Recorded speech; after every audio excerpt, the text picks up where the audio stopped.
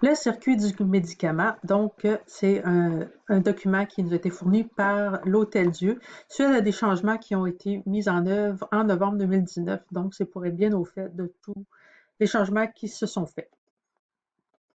Objectif et plan de la présentation, on passe vite.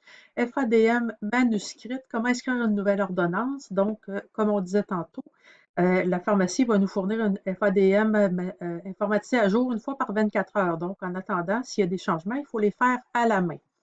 Inscrire de façon très lisible, très important que ce soit lisible. On inscrit dans le fond l'équivalent de nos 5 bons ou 7 bons ou 8 bons selon le cas. On faxe le plus rapidement possible à la pharmacie. On met l'estampe faxée avec la date, heure et notre signature, comme de quoi ça a été fait. Quand on reçoit le médicament, on vérifie la concordance entre la FADM et le profil médicamenteux et on met nos initiales dans la case de validation que vous allez voir sur la diapo suivante.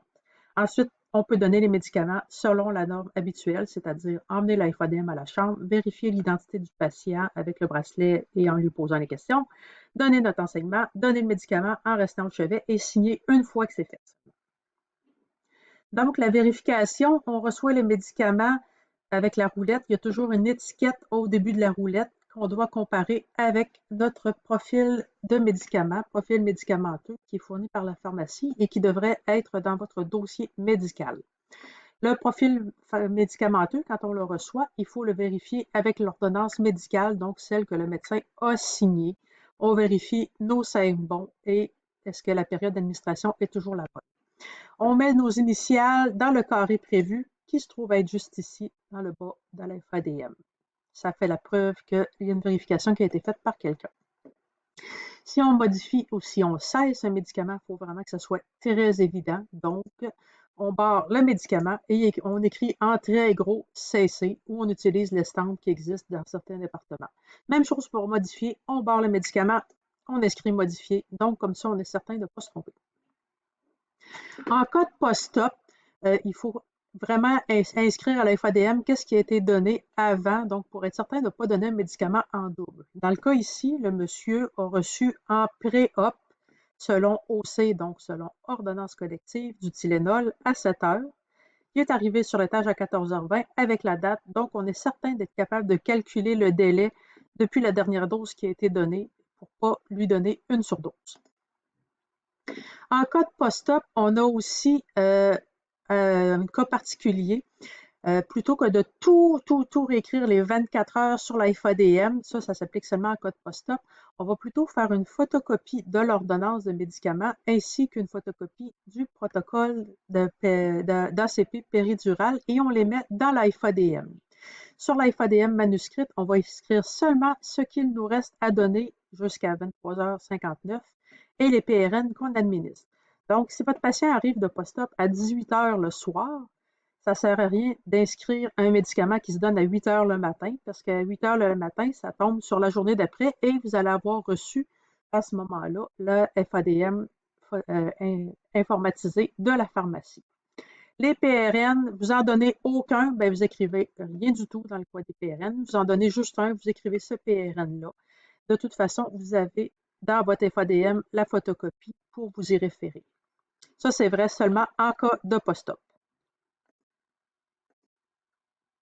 On fait toujours notre validation de FADM, évidemment, ça c'est vrai en tout temps. Un protocole d'ACP, ça ressemble à ça, c'est la photocopie que vous allez mettre dans votre dossier, c'est juste pour vous donner un exemple. Vous avez le médicament qui est prescrit à gauche là. Vous allez avoir de la coanalgésie parfois qui apparaît, comme ici on a des Tylenol en coanalgésie. Traitement de soutien, comme par exemple ici on a des choses pour les nausées, vomissements, ce qui arrive quand même assez régulièrement en cas de narcotique. Toujours vous souvenir que les pompes ACP, la coanalgésie, ça appartient à l'anesthésiste seulement, hein, c'est lui le spécialiste, donc c'est seulement ce que lui a prescrit qui va vraiment être valide, le reste ne l'est plus. Pompe ACP, il faut la vérifier au moins une fois par quart de travail. Il faut que ce qui est sur la pompe corresponde à ce qu'on a de prescrit. Donc, on vérifie le médicament, sa concentration. Hein. Souvenez-vous que dans morphine, du dilodil, il y a plusieurs concentrations possibles. Est-ce que ce sont les bonnes doses de bolus qui sont inscrites? Est-ce que l'intervalle entre les doses est le bon? et le nombre maximum de doses en 24 heures. Et souvenez-vous que c'est des narcotiques, il y a toujours une surveillance des narcotiques à faire, évidemment. Si on revient sur la FADM manuscrite, ben, est-ce qu'on en met trop, est-ce qu'on n'en met pas assez? Souvenez-vous qu'en cas de post-op, c'est ce qu'il nous reste à donner d'ici 23h59 et les PRN que l'on donne seulement qu'on inscrit. Mais ça, c'est vrai juste en post-op. La règle du demi-intervalle, ça, c'est quelque chose qui est très important de comprendre. Si, disons, votre patient est parti pour un examen, qui n'est pas disponible parce qu'il n'est pas là, tout simplement, eh bien, il faut, habituellement, on lui donne son médicament à son retour, mais on ne peut pas attendre indéfiniment avant de lui donner son médicament. Donc, si votre patient a du Lasix de prescrit à 8 heures le matin, ainsi qu'à midi, on a 4 heures entre la dose du matin et la dose du midi. Donc, on a la moitié de ce 4 heures-là, c'est-à-dire 2 heures pour lui donner son médicament.